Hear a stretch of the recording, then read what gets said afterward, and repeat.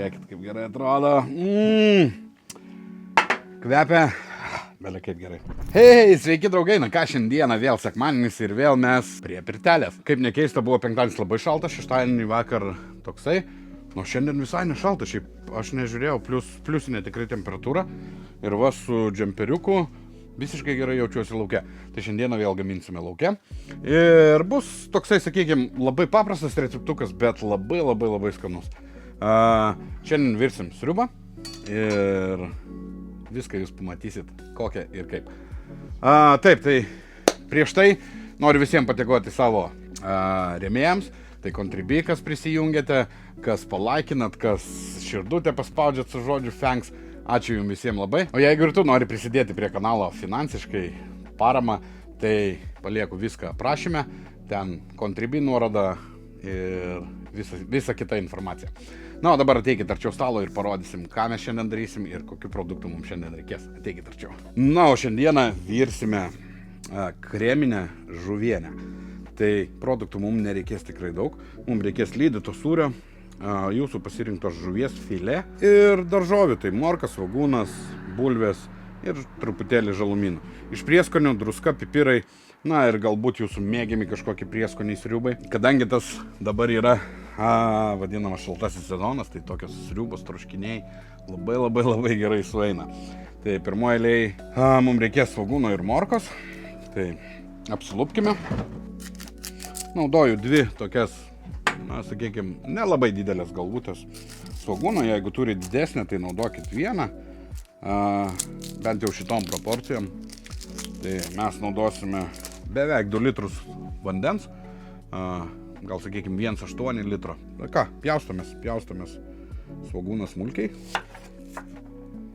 Jeigu svogūnas, sakykime, nemėgstate ar dar kažką, galite iš vis nedėti. Galite dėti tik tais puselę dėl šiek tiek duodamų svogūno prieskonio. Na, sriubose man svogūnas tai visada turi būti. Jisai duoda savo tokį aromatą, nežinau kaip pasakyti.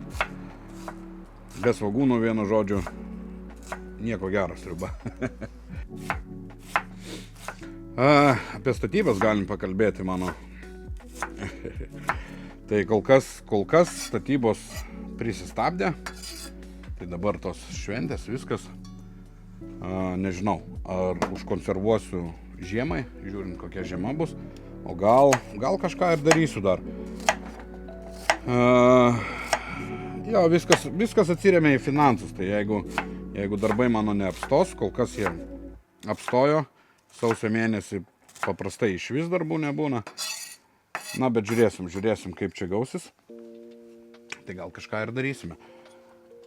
O kol kas pristabdžiau. Galbūt dar šiais metais gausis uždengti stogą su stogo skarda. Jau yra padaryti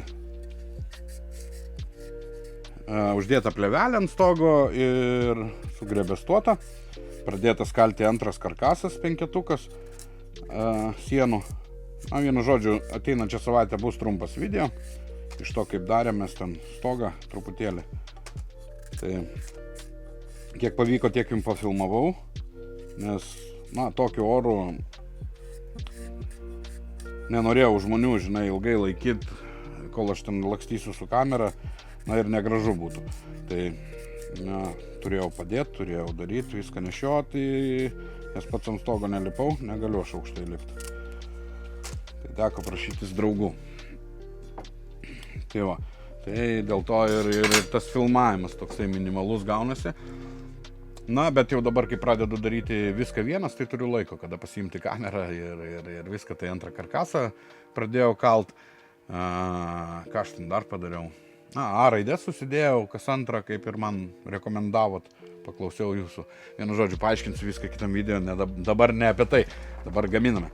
Taip, morką susitarkuojam per burokinę vadinamą tarką.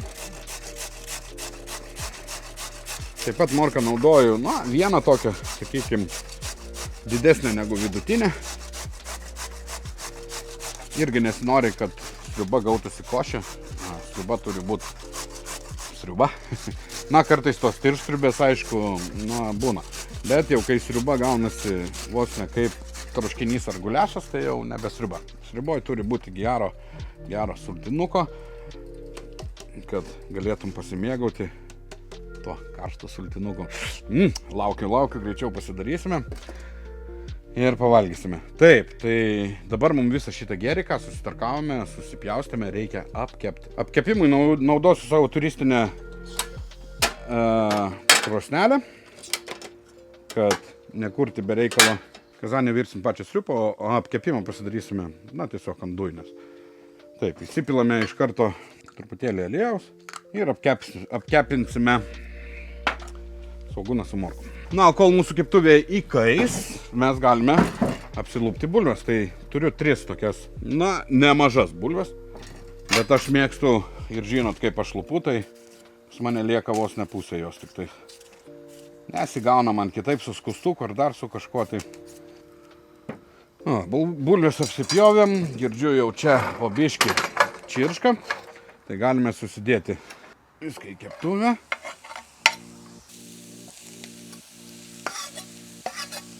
Ir apkepinsime,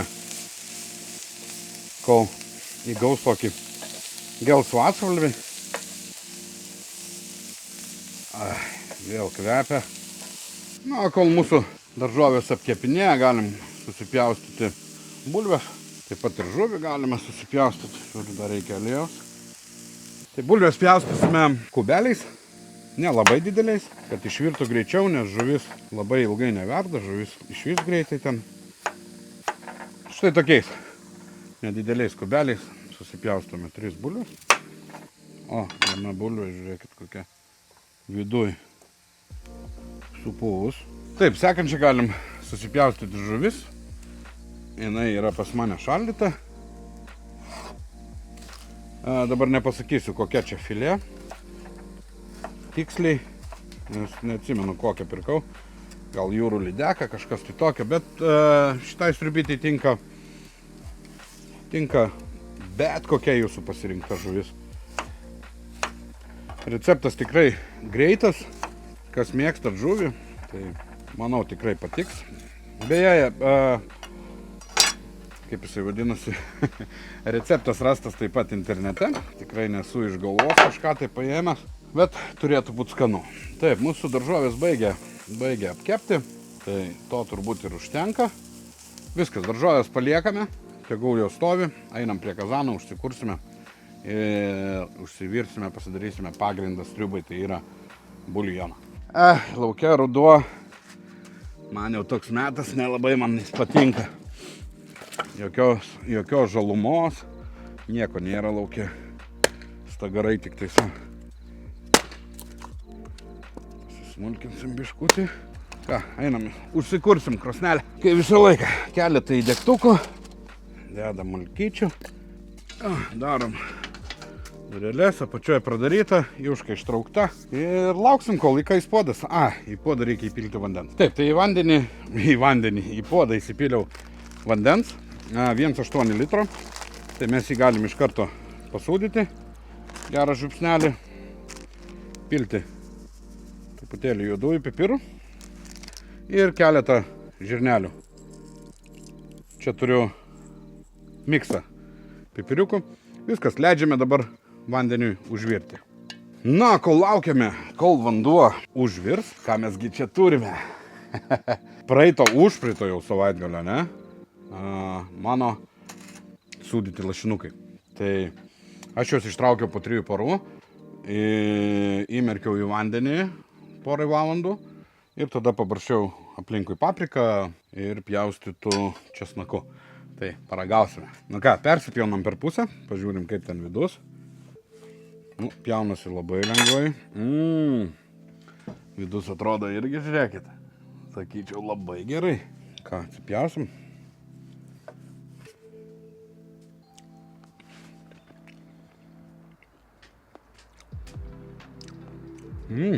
Druskos daug. Tai va, kaip ir sakiau praeitą kartą, kad dar nerekomenduoju, nebandykit dar daryti. Prie karčios tai gal ir gerai, su duonyte, svogūnu. Vaizdas tai iš tikro labai geras, man tai tikrai patinka. kramtosi gerai.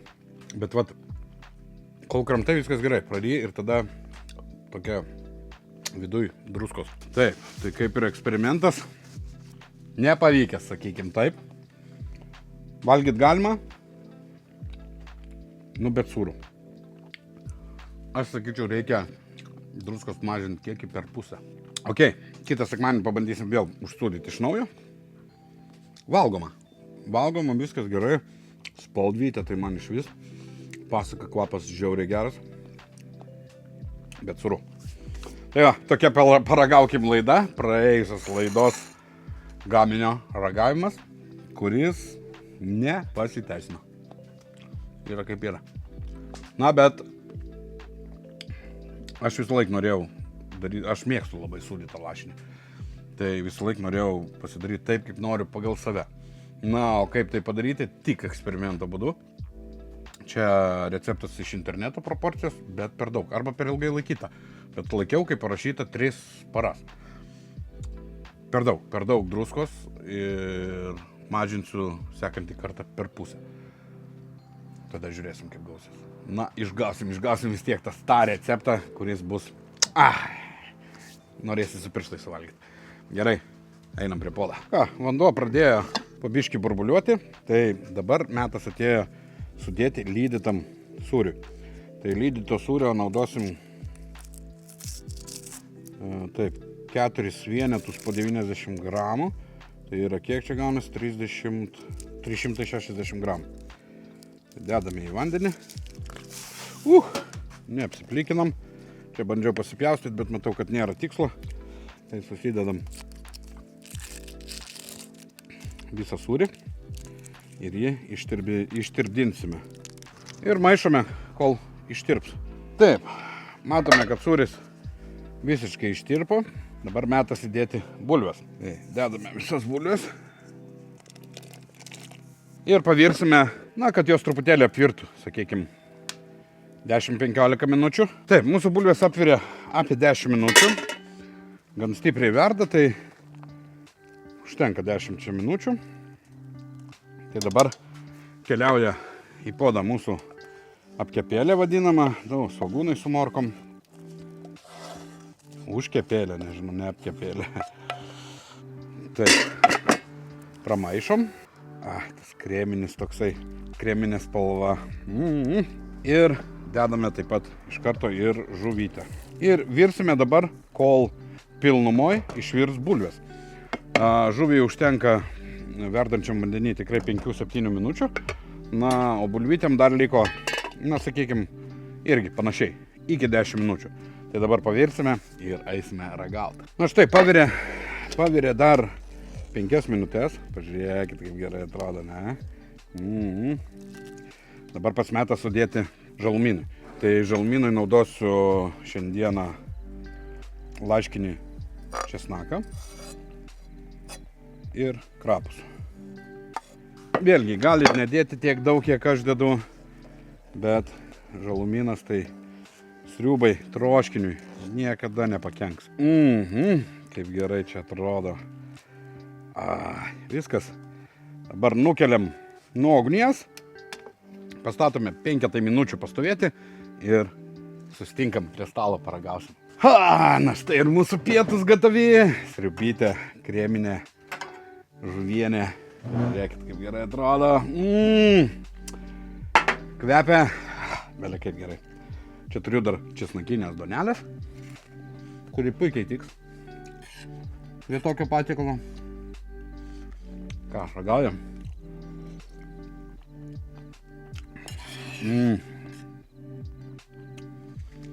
Pasaka.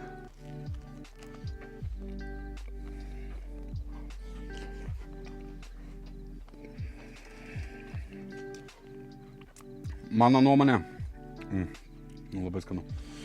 Mano nuomonė, nereikia jokių papildomų prieskonių, tik druska ir pipiriukas. Toliau viską padaro, kaip čia pasakyti, natūralumas. Tai žuvies skonis, sūris, žolelės duoda savo, na žinoma, apkeptos morkos su svogūnu. Nu, apsivalgymas.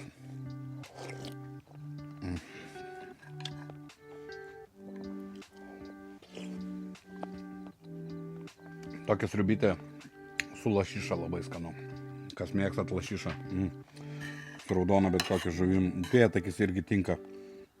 Vienu žodžiu, begalybė žuvų panaudojama. Tokios sriubytė galite naudoti bet kokią žuvį. Tai aš sakyčiau, netgi čia galima tokią sriubą pasidaryti, pakeičiant žuvį. Kas mėgstat jūrų gerybės, tai krevetės, moliuskai. Labai tiktų irgi čia.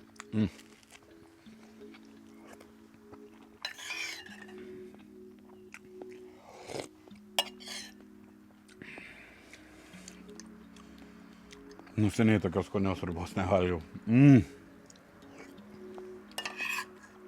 Aš sakyčiau, toks patiekalas prilygsta restoraninį.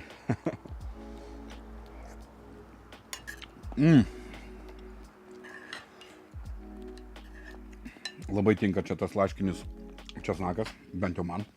Jeigu česnako nemėgstat, nedėkit. Visą laiką tą patį sakau. Nes atsiranda tokių komentatorių, kurie komentuoja visur tą česnaką kyšą, visur, kur tik gali. Aš myliu česnaką, aš į vieną valgau. Būna vakarėtėlį, kad žiūri, tiesiog česnaką kramtai. Prisilūpi tų skiltelių ir kramtai. Na, būna dar kartais prie česnako ir mėsytės, ir taurelę. Bet šiaip česnaką labai myliu ir visur dedu, nes man tai patinka. Jisai pagrindinis mano prieskonis, taip sakykim. Visur jį naudoju. Bet tikrai nesakau, kad ir jūs taip turi daryti. Darykit taip, kaip jums atrodo gerai.